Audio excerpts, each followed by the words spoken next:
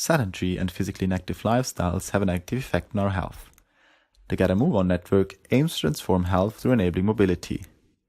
Based on the network's first symposium, 3 main areas of research have been identified: the physical activity behavior of the target groups, as well as the behavior change techniques and the technology to be used for intervention. Related to these components, different research challenges have emerged.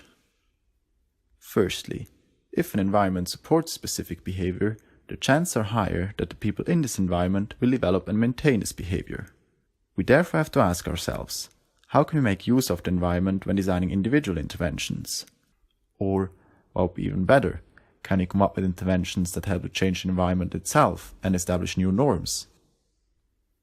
Secondly, the motivation to adopt a specific behavior is usually stronger if it is personally rewarding, so-called intrinsic motivation, than if it is linked to earning a reward or avoiding punishment, so-called extrinsic motivation.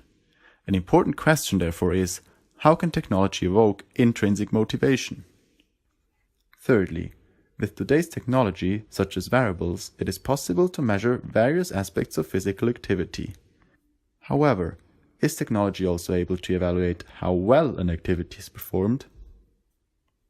And finally, once a target behavior could hopefully be established, it is also important to consider what role technology will continue to play. Can it become less relevant or even unnecessary?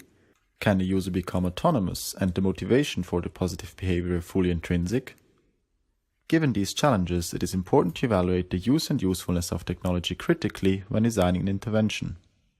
Is the technology accessible for the target group? Is it sufficiently individualized and capable of evoking intrinsic motivation? Or may a human mentor be more appropriate for certain aspects of the intervention? This has just been a quick overview of the report, which I invite to check for further and more in-depth information.